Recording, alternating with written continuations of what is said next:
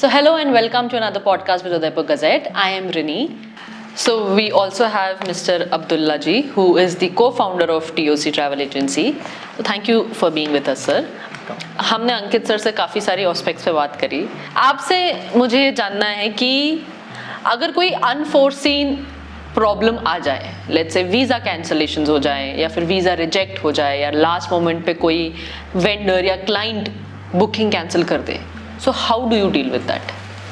देखो, मैं सबसे पहले तो आपको ये बताऊंगा कि वीज़ा जो एक पार्ट होती है वो एक ट्रैवल एजेंट का पार्ट, मतलब अगर एक ट्रैवल कंपनी के पार्ट बोलूँ तो वो है ही नहीं, क्योंकि वीज़ा कंसुलेट के हाथ में होती है कहीं किसी भी कंट्री की. लेट्स से अगर अपन बात करें यूरोप की, शेंगन वीज़ा की बात करें तो शेंगन वीज़ा ही कंसुलेट के हाथ में होती है. हमारा काम है कि हाँ, डॉक्यूमेंट्स पूरे होने चाहिए, हर चीज़ के डॉक्यूमेंट्स आपके पूरे होने चाहिए.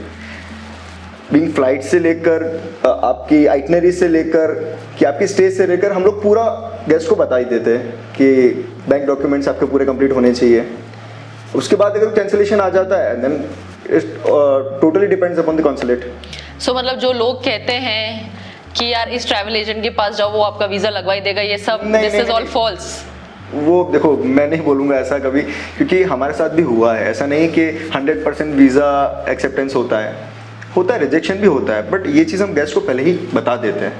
So are there any ways that people can make sure कि उनका मतलब make sure, of course there is no guarantee कि आपका वीज़ा हो ही जाएगा, but की things to keep in mind जो ज़्यादा श्योरिटी दे देता है कि अच्छा ये चीज़ें हैं तो ज़्यादा प्रोबेबिलिटी है कि आपका वीज़ा लग जाएगा. Of course that also depends on the country आप जिसका वीज़ा लगा रहे हो. बट अगर किसी गेस्ट को हनीमून प्लान करना है, लेट्स से यूरोप के लिए या न्यूजीलैंड के लिए, ऑस्ट्रेलिया के लिए, तो सबसे पहले तो मैं उनको ये सजेस्ट करूँगा कि वो एटलीस्ट 6 मंथ्स प्रायर अपनी प्लानिंग रखें.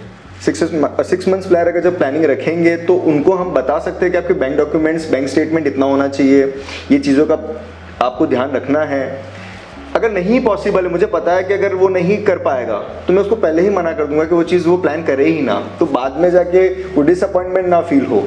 सो सर, लास्ट मोमेंट जो कैंसिलेशंस होते हैं, whether it is from client या थर्ड पार्टी वेंडर, उनसे आप कैसे डील करते हैं? मतलब उसमें क्लाइंट को क्या क्या प्रॉब्लम आती है एंड एज एन एजेंसी आपको क्या क्या प्रॉब्लम आती है?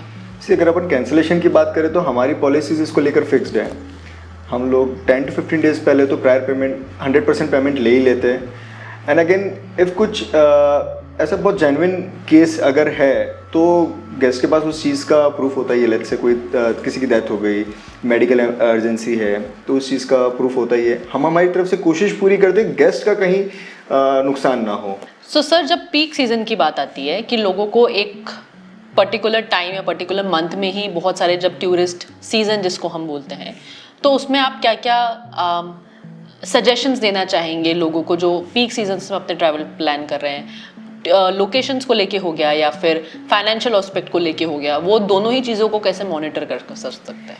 देखो, अगर मैं पीक सीज़न की बात करूँ तो मेनली तो जो समर वेकेशन वाला पार्ट आ जाता है, या फिर दिसंबर में क्रिसमस, न्यू ईयर, ये वाला जो टाइम आ जाता है, या तो आपको इसके लिए प्री प्लान होना पड़ेगा.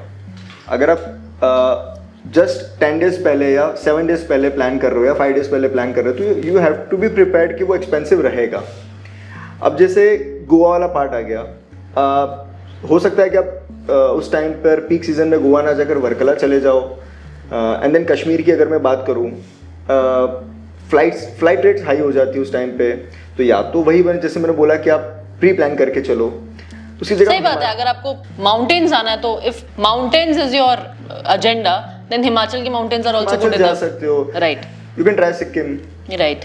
तो सर, पिछले 5 सालों में हमने ये यंगस्टर्स या फिर जो let's say young couple travellers हैं, वो ये प्रेफर करते हैं कि यार उनका ये कहना है कि क्वालिटी ऑफ ट्रैवल तो इंडिया के बाहर मिलता है, कि अगर मैं 60,000 लगा के इंडिया में कहीं घूमूंगा तो माइट एज वेल हम उसमें 20,000 एड ऑन करके बाहर चले जाते हैं, बिकॉज बाहर क्वालिटी ऑफ ट्रैवल है, एक्सपीरियंस बेटर है. What do you have to say on that? नहीं, ये बात सही है, मैं आपको मना नहीं करूँगा इसके लिए, बट अगेन मैं अगर बात करूँ तो इंडिया में भी बहुत सारी ऐसी डेस्टिनेशंस है. लेट्स से मैं अगर आपको बताऊँ तो हिमाचल में सेथान वैली है, प्राशर लेक है, ऑफ-बीट डेस्टिनेशन बहुत सारी जो अभी तक तो लोगों ने एक्सप्लोर करी ही नहीं है. Spiti valley, I guess Spiti valley अभी तो बहुत ट्रेंड में भी है. केरला साइड देखो तो वर्कला है, एंड देन वायनाड है. तो ये सारी चीज़ें आई थिंक कि लोगों को डोमेस्टिक पार्ट पहले एक्सप्लोर आप देखो सारी जगह, and then yes quality travel तो है ही इंटरनेशनल में, इंडिया में बस थोड़ा सा एक्सपेंसिव चला जाता है जब आप क्वालिटी मांगते हो तो। सो सर, आज तक की आपके सबसे मोस्ट सक्सेसफुल ट्रिप कौन सी रही है? तो सक्सेसफुल सारी ही ट्रिप रही है। मैं सक्सेसफुल इन टर्म्स ऑफ बोलूँगा कि एक्सपीरियंस, लोग कितना आपको प्रेस करते हो उसमें, बहुत सारी। जैसे अभी हम लोग रिसेंटली हमारा ग्रुप ट्रिप था वियतनाम का, हमारा जो स्टार्टिंग में हमने जो ट्रिप्स किए थे, हिमाचल हो गया, केरला हो गया, सभी सक्सेसफुल ट्रिप्स गई है हमारी, and everyone enjoyed, fun trip था। तो सर, अगर ऐसा कोई स्पेशल, जैसे लेट्स से किसी क्लाइंट ने आपको आके पर्सनली कुछ रिव्यू दिया हो दैट मोटिवेटेड यू, और आपको लगा हो कि नहीं यार, मतलब we are doing something right. ये हमारे हर ट्रिप में होता है एक्चुअली, गेस्ट तो आके बोलता ही है, क्योंकि हम लोग हमारा पूरा फोकस करते हैं उस ट्रिप को सक्सेस करने के लिए। हम ये नहीं देखते कि हमको बस इन टर्म्स ऑफ मॉनिटरी के नहीं बस वो कमाना है, नहीं। अगर गेस्ट आपका खुश है उस ट्रिप से आए, तो एक ग्रुप ट्रिप का मतलब क्या होता है, ग्रुप में 30 अगर पर्सन है, 50 पर्सन है, वो 10 जने को जाके बोलेंगे तो हमारे लिए तो 300-500 पर्सन के लिए है ना, राइट। तो बस वही चीज़। और सर, ऐसी कौन सी ट्रिप थी जो सबसे ज़्यादा चैलेंजिंग थी, जिसने आपको सबसे ज़्यादा लेसन्स सिखाए, और क्या सिखाए? I am not going to ask the details, but क्या लेसन सीखे आपने एज अ बिजनेस पर्सन उससे? तो मैं अगर चैलेंजिंग की बात करूँ तो एक ट्रिप ज़रूर रही है हमारी, 2000 बैक इन 2017 आई गेस, वो स्टूडेंट्स की ट्रिप थी, जहाँ पे हमको ऐसा लगा कि स्टूडेंट्स जो कॉलेज से उनको जो चीज़ प्रोवाइड होती है, तो उनको एक्सपेक्टेशन बहुत ज़्यादा होता है इन टर्म्स ऑफ ट्रैवल को लेकर। तो आपको या तो ये चीज़ें पहले ही क्लियर करनी चाहिए, जो उसके बाद हमने अप्लाई भी किया कि हम लोग सारा ब्रीफ करके चले सारी चीज़ें, एंड देन अगेन कुछ चीज़ें ओवर प्रॉमिस नहीं होनी चाहिए, and then there are varieties of students के अंदर ये चीज़ होती है। अब मैं आपको एक्सप्लेन नहीं कर सकता वो सारी। नो, दैट इज अंडरस्टैंडेबल कि when young crowd is involve, तो क्या क्या चीज़ें हो सकती हैं जिसको आप चाहकर भी कंट्रोल नहीं कर सकते हो, बट हाँ, आई am sure under promise and over delivery is best for any business. Exactly. और वो चीज़ होने के बाद हमने अभी 2017 के बाद अभी 2025, लाइक आई गेस 8 years, सबसे पहले हम वही ध्यान रखते हैं। What have you learned so far being in this business? आपको सबसे अच्छा पार्ट क्या लगता है एक ट्रैवल बिजनेस में होने का? सबसे चैलेंजिंग पार्ट क्या लगता है एक ट्रैवल बिजनेस में होने का? देखो, सबसे अच्छा पार्ट तो इस बिज़नेस में यही है कि आपको एक्सप्लोर करने मिलता है, एंड देन लर्निंग कभी ख़त्म नहीं होती है यहाँ पर। मैं सबसे पहले ये चीज़ फोकस करता हूँ कि उस जगह पर जाकर सबसे पहले एक्सप्लोर करूँ, एंड देन गेस्ट को, जो भी हमारा क्लाइंट्स है, मैं उनको उस चीज़ की कंसल्टेंसी देता हूँ कि कहाँ पर आपको क्या चीज़ें कैसे घूमना है। नॉट दिस कि आप नेट से सर्च करके एंड उनको बता रहे हो, वास्ट डिफरेंस हो जाता है जब आपने खुद ने उस चीज़ एक्सप्लोर करी होती है। सर, कोई एग्जाम्पल? जैसे बाली की बात करूँ अगर मैं, तो बाली के अंदर अभी वो गेट को लेकर बहुत ज़्यादा हाइप रहता है कि हम वो फोटो खिंचवाने के लिए गेट पे ऑफ हेवन है, ऐसा। तो मैं जब वहाँ गया, मैंने एक्सप्लोर किया, वो चीज़ देखा कि एक्सपीरियंस किया मैंने कि वो तो हर, जैसे अपने यहाँ पे हाथी पोल और सूरज पोल के बीच में कैसा है वो गेट बना रहता है, वहाँ पे वो हर जगह पर गेट बना रहता है, इवन एक रिजॉर्ट के एंट्री पे वो गेट बना हुआ है, राइट। तो इट्स ओवर हाइप्ड, राइट। ऐसा। तो सर, मतलब जैसे ओवर हाइप जगह हो गई या फिर ऐसी अननोन जगह हो गई, आप उनकी भी रिसर्च करके रखते हैं फॉर वेराइटी ऑफ क्लाइंट्स? क्योंकि जैसे हमने अंकित सर से भी बात करी कि ऐसे बहुत क्लाइंट्स होते हैं जो टूरिस्ट ही होते हैं, उनको जाना ही उन लोकेशंस पे है जो फेमस हैं, और कुछ लोग ऐसे होते हैं जिनको फेमस जगहों पे ठीक है, पर उनको बाकी कल्चर, लोग, सिटी, वो सबको ट्रैवल करना है। तो आप दोनों टाइप के सजेशंस देते हैं? मैं पहला सजेशन यही देता हूँ कि आपका बजट, लेट्स से कोई मुझे गेस्ट बोलता है कि मेरा 2 लाख का बजट है, 2 lakhs का बजट है, तो अब किसी के माइंड में आता है मालदीव्स, ठीक है, तो मैं उनको बोलूँगा कि वाई मालदीव्स। अब उनको नहीं पता है कि हमको मालदीव्स क्यों जाना है, बस वो हाँ हाइप बनी हुई है कि हमें मालदीव्स जाना है तो जाना है, बट क्या आप उस 2 lakhs में कुछ दूसरी कंट्रीज ज़्यादा एक्सप्लोर कर सकते हो? तो मेरा सजेशन हमेशा ऐसा यही रहता है कि आप ज़्यादा चीज़ें कवर कर सकते हो अगर उस बजट के अंदर, तो वाई नॉट, राइट। तो मैं उनको वही सजेस्ट करता हूँ, राइट। और मतलब अगर किसी को टूरिस्ट चीज करनी है तो भी वो आपके पास आ सकते हैं, अगर किसी को ऑफ बीट चीजें करनी है तो भी आपके पास आ सकते हैं। So you have a team who does all this research? Yes, we do have a team. हम लोग पहले उस चीज़ का लर्निंग करते हैं। हमारी टीम का सबसे पहला जो लर्निंग पार्ट ये रहता है कि डेस्टिनेशन को समझना। आप अगर किसी को कोई डेस्टिनेशन सेल कर रहे हो, अगर आपको ही नहीं पता है वो डेस्टिनेशन के बारे में, तो आप कैसे उस चीज़ों को सेल करोगे? राइट। एक सजेशन मेरा मोस्टली रहता ही है सबसे कि जब आप कभी भी कोई ट्रैवल पैकेज कंपेयर करते हैं, स्पेसिफिक ट्रैवल पैकेज कंपेयर करता है, तो एग्जैक्टली होटल्स जो कैटेगरीज है आप उनको कंपेयर कीजिए। लाइक अब अगर आप प्राइस पे जाते हैं तो मैं आपको सजेस्ट यही करता हूँ कि वाई नॉट थोड़ा सा एक्स्ट्रा देकर आप होटल्स अच्छी लो, कैटेगरी अच्छी लो। राइट।